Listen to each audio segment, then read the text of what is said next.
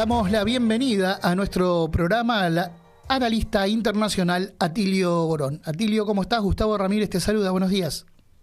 ¿Qué tal, Gustavo? Buen día, ¿cómo estás? Un gusto, Atilio, poder dialogar con vos en este contexto que uno puede decir no es particular, ¿no? Pero sí en un contexto donde da la sensación de que Occidente, o aquello que se caracteriza como Occidente, está atravesando un punto de inflexión, ¿no? Antes de empezar a hablar también de cuestiones que hacen a lo continental, vemos que en las últimas 2 semanas, por ejemplo, Benjamín Netanyahu fue a Estados Unidos para hacer lobby y para buscar apoyos para lanzar una guerra total en Medio Oriente. Da la sensación de que las respuestas que recibió son ambiguas porque todavía, más allá de lo que está produciendo con este genocidio que lleva adelante en Gaza, no se decide avanzar sobre el Líbano, teniendo en cuenta que la amenaza de Irán está latente. Digo, la amenaza en cuanto a, bueno, si atacan el Líbano, es posible que Irán replique con un ataque también total. Bueno, estamos y en el medio, Argentina vinculado a este eje sajón que rinde cuentas efectivamente a los grandes grupos de capital concentrado.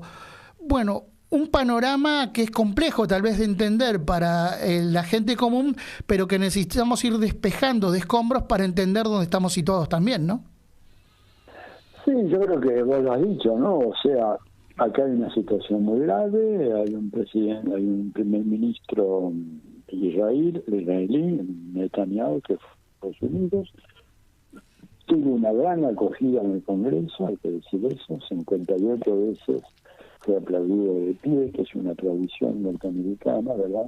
Sobre todo en el Congreso, cuando va un funcionario, un político del exterior, se lo escucha y si el agrado de los congresistas se ponen de pie y aplauden con ovación, ¿no? Eso, y en este caso, evidentemente, el Congreso se manifestó muy claramente respaldando a Netanyahu, que es un criminal de guerra. Digo, no es que estaban aplaudiendo a Mandela ni a Mahatma Gandhi, estaban aplaudiendo a un criminal de guerra.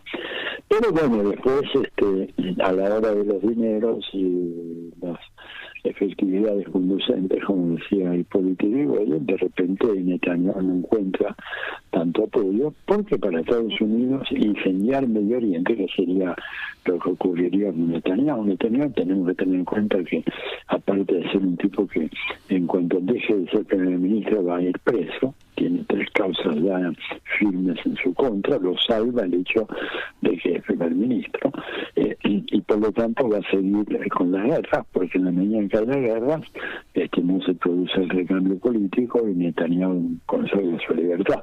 O sea, es un plan siniestro en beneficio de una persona y de un proyecto sionista. Es un proyecto que tiene esta concepción milenarista de que, bueno, Israel obtiene lo que se merece, lo que Dios le ha asignado, según los creyentes, ¿verdad?, en Israel, o, bueno, de que el mundo se enfrente, digamos, a un holocausto final y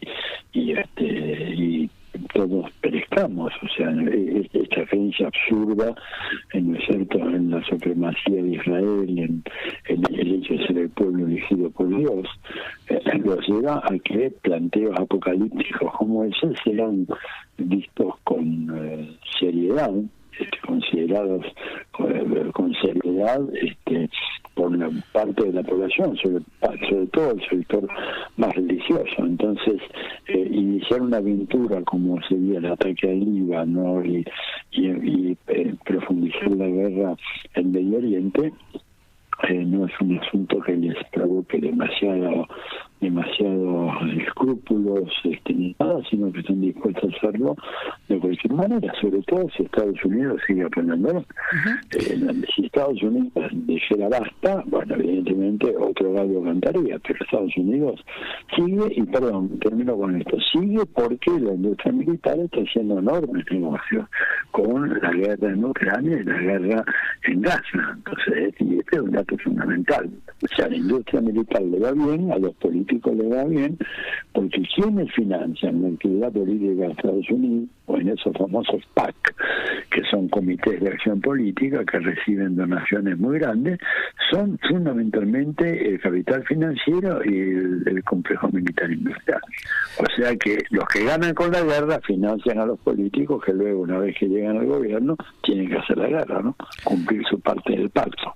En ese sentido, ¿considerás que en Estados Unidos los demócratas están más desesperados que los republicanos para sostener la avanzada bélica y que eso también empieza a pasar en Inglaterra teniendo en cuenta los acontecimientos de los últimos días? Y yo creo que sí, yo creo que claramente eso está pesando muy fuertemente, ¿verdad? En diferentes matices, ¿no es cierto? En Estados Unidos de manera muy clara, muy rotunda, porque, bueno, Estados Unidos considera que su papel de preponderancia mundial está amenazado, lo cual es absolutamente cierto, y que mantener una presencia dominante en Medio Oriente a partir de la presencia de un personaje como Netanyahu, para ellos es fundamental.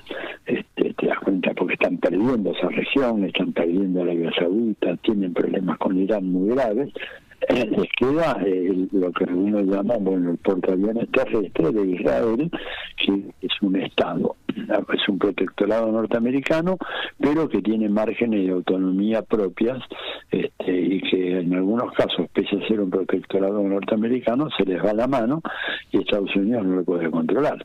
Otra es la situación de Gran Bretaña, que ya ha dejado de tener gravitación internacional. Gran Bretaña hoy en día cuenta poco y nada como actor internacional, ¿verdad? No se lo compara con Estados Unidos, no solo con Estados Unidos, no se lo compara con Rusia, con China, mismo con la India. Es un actor que fue en un momento muy importante y que, como se ha convertido simplemente en un sirviente de Estados Unidos que no tiene ninguna capacidad de autonomía propia, bueno, nadie repara en Gran Bretaña, ¿no?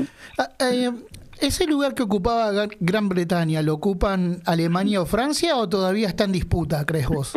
No lo ocupa nadie. Y por eso, digamos, lo que ha habido ha sido un proceso que ha estudiado muy bien un francés, un sociólogo, demógrafo francés, que se llama Emmanuel Todd, sí, que escribió un libro que apareció hace poquito en Argentina, se llama La derrota de Occidente, y él demuestra cómo los países de Occidente, fundamentalmente Europa, ¿no es cierto?, principalmente Europa, han declinado en su poderío económico, político, diplomático, militar, y realmente hoy en día se han convertido en actores de segunda categoría en la escena internacional. Y esto, evidentemente, Alemania en la medida que comete un suicidio. ¿Cuál es el suicidio de Alemania? El suicidio de Alemania es haber admitido que Estados Unidos le hiciera reventar el gasoducto del Mar del Norte, que le garantizaba petróleo abundante, barato y seguro a Alemania durante tantos años, porque en la guerra que Estados Unidos le ha declarado a Rusia, no formalmente, había que acabar con la cooperación entre Rusia y Alemania, y Estados Unidos decidió hacer eso, y Alemania ni siquiera abrió una investigación para ver quién hizo saltar quién hizo el atentado contra el oleoducto Nord Stream 1 y 2, cosa que sí hizo un periodista norteamericano que sacó el informe en el New York Times. El informe es devastador para Alemania, ¿no es cierto? Demuestra que Alemania es un títere que no tiene la menor capacidad de actuación frente a Estados Unidos, porque lo que dice el informe, creo que Seymour Hersh, el autor, se demuestra cómo lo hizo Estados Unidos, la CIA operando con la complicidad de los buzos tácticos de Noruega, que también se ha convertido en un protectorado norteamericano. O sea, cuando vos tenés que un conjunto de países que antes eran muy potentes se convierten en meros protectorados que hacen lo que Estados Unidos les dice, esos países ya no tienen eficacia alguna en el sistema internacional, y esto es lo que pasa ahora. Yendo también al plano continental, es decir, regional, sí. Y teniendo en cuenta precisamente esto que estás diciendo y partiendo, si se quiere, también de este concepto de la derrota de Occidente, vemos que Estados Unidos, por ejemplo, los árabes rompieron ese acuerdo de petróleo que tenían con Estados Unidos, lo cual en una situación de avanzada bélica para Estados Unidos es un problema grave. Ahora, también Estados Unidos está siendo expulsado de África, por ende, si bien nunca dejó de tener presencia en América Latina, sus ojos empiezan a estar más puestos en el continente, sobre todo por los recursos naturales, como ya se sabe, pero también con lo que implica el oro negro, ¿no? Por eso mismo uno ve a Venezuela, ¿no?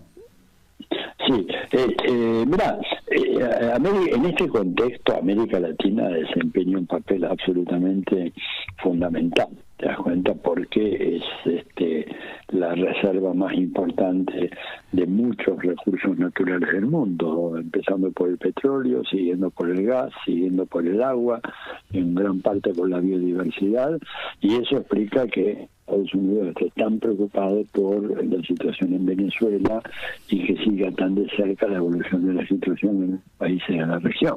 No porque les interese la democracia en Venezuela, claro, o en Argentina, o donde sea, lo que les interesa son los recursos naturales. Por eso me pareció muy oportuna la nota que sacó días pasados Alicia Castro, que tenía un título muy provocador, que decía: es el petróleo, estúpido. Sí. Ahora, cuando se habla de Venezuela no se habla de María Corina Machado, ni de la democracia, ni de la oposición, ni de si el gobierno de Maduro es más o menos autoritario. Pero se está hablando de qué manera se quedan con el petróleo venezolano. Este es el único punto real en cuestión. El resto es simplemente pretextos, pantallas para ocultar ese objetivo fundamental.